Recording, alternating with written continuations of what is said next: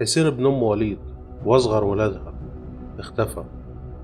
أمه وأخواته بيقولوا وبيحلفوا إنه دخل الحمام يستحمى، وده بعد ما رجع من ماتش كورة وما طلعش 6 ساعات كاملة جوه الحمام، لدرجة إنهم في الآخر نسيوه وناموا. لما والدته قامت تصلي الفجر وراحت للحمام علشان تتوضى، لقت الباب مقفول والواد مش في أوضته. حاولت تفتح الباب لكنه ما فتحش، فضلت تخبط على الباب وتصوت، وصحت البيت كله على صوتها. قالت لهم الحقوا، الواد جوه الحمام وما طلعش. جم وكسروا الباب بتاع الحمام، لقوا هدوم حسين على الأرض محطوطة جوه رسمة غريبة. الرسمة دي كانت مرسومة بالفحم، عبارة عن راس واحدة، بس واضح إن اللي رسمها عيل صغير. وكمان لقوا ريش حمام ودم.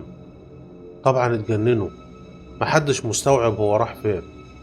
فكروا إن هو يمكن يكون طلع بره ونزل الشارع، لكن تليفونه كان زي ما سابه على السفرة في الصالة. ولو حتى نزل فليه هدومه مرمية على الأرض؟ وإيه الرسمة العجيبة دي؟ الموضوع بصراحة كان مرعب وغريب، لكن مفيش حل. وفضل السؤال، حسين راح فين؟ استسلموا بعدها للأمر الواقع واختفاء حسين، بعد ما دوروا عليه في كل حتة وما لقوهوش. وأهله بعدها اعتبروه في إعداد الموتى، واستمر الوضع كده لحد 4 شهور. وفي ليلة زي الليلة اللي اختفى فيها حسين، برضه والدته صحيت تصلي الفجر، وأول ما دخلت الحمام وقفت مذهولة في مكانها، وبعدها صوتت. حسين كان مرمي على الأرض عريان ومغمى عليه، جسمه كان كله أزرق وعليه آثار كدمات. لما صوتت ولادها صحيوا وشالوا حسين، دخلوه أوضته وحطوه على سريره. وبما إني ساكن تحتهم قمت أجري على شقتهم علشان أشوف الست دي بتصوت ليه. أول ما شفت حسين نايم على السرير ووشه كله وارم، قلبي اتقبض وحسيت برعشة في جسمي معرفش ليه. لكن الأغرب إن حسين اتكلم، وده خلانا كلنا نسكت. أنا ما عملتش حاجة، ما تموتنيش، أنا اتجوزتك زي ما أنت طلبتي، ارحميني ارحميني. وليد أخوه طلب من الكل إنه يطلع بره، ويدوب فضلت والدته معاه علشان تاخد بالها منه.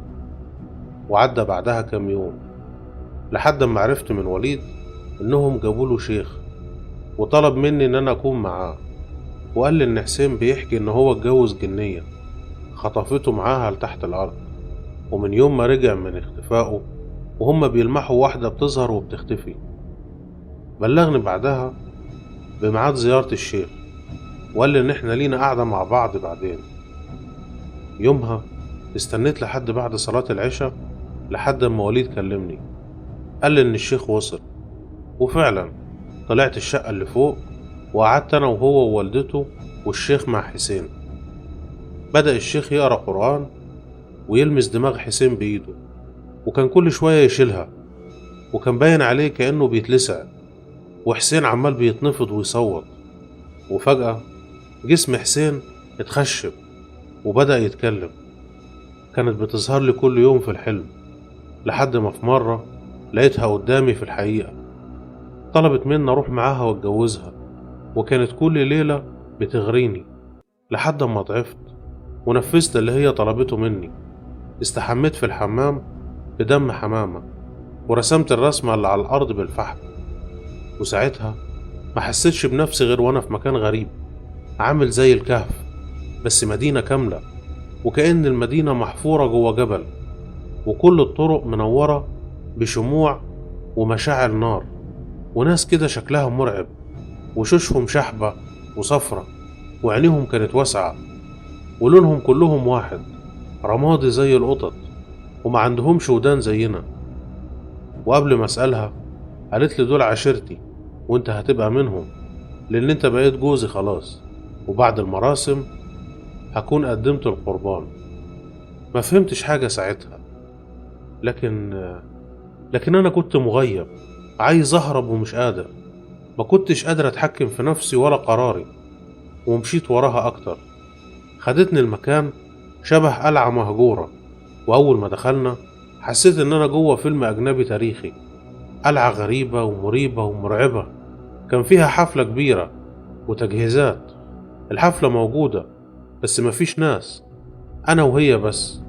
قالت لي أنت كده جوزي، والنهاردة يوم تقديم القربان.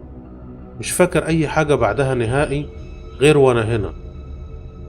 طبطب الشيخ على كتفه وقال له للأسف دي جنية، والنوع ده مكلف بفتنة الشباب علشان يقدروا يبقى في مكانة أعلى من زمايلهم. تقدر تقول كده بالبلدي تقديم أوراق اعتمادهم في القبيلة اللي بينتموا ليها. والنصيب والاختيار وقع على حسين، وفي الغالب هما بيموتوا القربان، لكن قدر ربنا هو اللي خلى حسين يرجع. لسه ميعاده مجاش، يمكن عشان زي ما قال كان جواه حاجة بتقاوم، وده اللي خلاه يهرب منهم. ونصيبه كان الكدمات والضرب والتعذيب اللي ظاهر عليه ده. هي هتحاول ترجع له تاني، ده لو ما كانتش هنا فعلا. وعلشان كده هنحصن نفسنا والبيت كله علشان ما يكونش قدامها أي طريق تأذي بيه أخوكم. ساب الشيخ تعليمات كتيرة لكل الناس اللي موجودين في البيت علشان ينفذوها، وخلص كلامه ومشي، وهو بيبلغهم إن هو هيزور حسين يوم ويوم لأ علشان يكمل التحصين. ومشي الشيخ، ومن يومها وأنا بسمع حسين من شباك المنور كل يوم بيكلم واحدة وبيتحايل عليها علشان خاطر تسيبه في حاله. وفي مرة من المرات الفضول أخدني، قمت أشوف إيه اللي بيحصل، وقدرت أتغلب على الخوف بتاعي. أول ما بصيت من شباك المنور لقيت واحدة جسمها محروق لدرجة إن لحمها بيقع منها، لونها أسود فحمة، كانت واقفة جوه المنور. ومن ساعتها وأنا ميت من الخوف، وبعدت خالص عن الموضوع ده. ولما بيجي الوقت اللي بيكلمها فيه بروح أقعد بره لحد ما الوقت يعدي أو إذان الفجر يأذن، وبعدها أرجع أنام تاني. أما حسين فبقى في حالة من اللاوعي، تايه طول الوقت، شارد وعينيه تايهة. وجلسات الشيخ لسه مستمرة، يوم ويوم، بقالها شهرين.